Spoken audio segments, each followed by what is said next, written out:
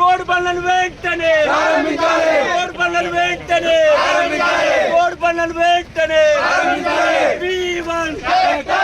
ఇప్పటికి 5 లక్షలు మంజూరు చేసి వర్క్ నడిచింది. పార్ట్ బిల్ కూడా తీసుకుంది సార్. బిల్లు స్లాబ్ అవర్ తీసుకుంది సార్. ఇప్పటికి 3 ఏళ్ళు అవుతుంది సార్. మా రోడ్డుకు ఇది ఏంది గర్భిణులకు కానీ ముసలిళ్ళకి కానీ చాలా ఇబ్బంది అవుతుంది.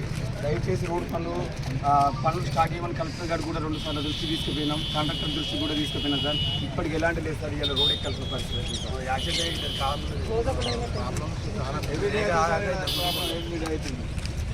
ఇది సారంగాపూర్ వీర్పూర్ మండలాలు కాకుండా మొత్తం కడెం వరకు కూడా వెళ్ళే వరకు మనకి రోడ్డు చాలా ఇంపార్టెంట్. హైదరాబాద్ మనందరికీ కూడా తెలుసు. పెంబెట్ల కోనాపూర్ దగ్గర 2 వాగులు ఉండే, అందులో ఇక్కడ కోనాపూర్ దగ్గర ఒక బ్రిడ్జ్, పెంబెట్ల దగ్గర.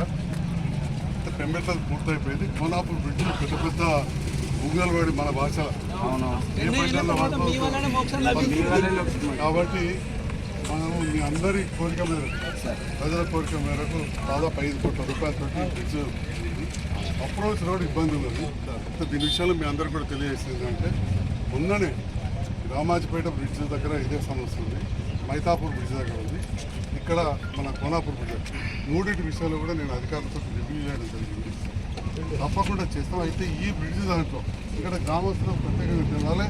మీ ద్వారా, మీడియా ద్వారా దాదాపు ఒక వేరే ఆదిలాబాద్ జిల్లా వరకు కూడా ఈ రోడ్డు చేస్తారు. తెలిసేది ఏంటంటే ఈ బ్రిడ్జ్ దగ్గర కొద్దిగా సమస్య కరెంటు పోల్ ఒకటి, ట్రాన్స్ఫార్మర్లు, చెట్లది కూడా ఉంది. ఇది అతి త్వరలోనే పరిష్కరింపజేస్తాం. మొన్ననే ఈ గారితో కూడా మీటింగ్ అయింది. మీ అందరూ కూడా త్వరగా ఏంటంటే యువత కొంత సమన్వయం పాటించాలి. పెద్దలు ఉన్నారు, మా సర్పంచులు, యువత ఒక సర్పంచులు. ఈ ఆవేదన నాకు అర్థమైంది. ఎందుకంటే బ్రిడ్జ్ మంచిగా అయింది కానీ అప్రోచ్ రోడ్ కాలేదు. తప్పకుండా అది కూడా చేయిస్తాం. అదేవిధంగా పెంబెట్లలో కూడా పెద్దమ్మ గుడి రోడ్డు కోనసీమ కన్స్ట్రక్షన్స్ అనే వాళ్ళు టెండర్ వేసి ఆంధ్రాకు సంబంధించిన వాళ్ళకి నేను రాజకీయాలకు పోదలుచుకోవాలి. వాళ్ళు ఎవరు, నాగిరెడ్డి ఎవరు, తిరుపతి రెడ్డి ఎవరు అని మాట్లాడదలుచుకోవాలి. విధానం రకరకాల కారణాలు వాళ్ళు పని ఆపేసిండ్రు. అది కూడా వేరే కాంట్రాక్టర్ ద్వారా పని ప్రారంభింపజేస్తాం. ఇది కూడా తిరుపతి రెడ్డి అనే కాంట్రాక్టర్తో ఇప్పుడు కూడా మాట్లాడినా మనకు పార్ట్ బిల్ వచ్చింది, ఇంకా కొంత రాలేదన్నాడు. నేను ఇది చేస్తే తప్పకుండా ఇప్పిస్తానని చెప్పి కూడా తిరుపతి రెడ్డితో మాట్లాడినా. ఈగాతో జనరల్గా కాంట్రాక్టర్లతోటి నేను మాట్లాడాల్సిన అవసరం ఉండదు. ఈ గారితో మనం రివ్యూ చేసిన నేను తిరుపతి రెడ్డి అనే కాంట్రాక్టర్ మన వెనుకబాట్లనే మీరు అందరూ కూడా చూసుకుంటారు. వారు ఆయన కొడుకు ఇక్కడ నిలబడి మరి పని చేయించారు. మరి మాట్లాడినా తప్పకుండా చేస్తాం అతి త్వరలో అని చెప్పారు. అందరూ కూడా సహకరించాలని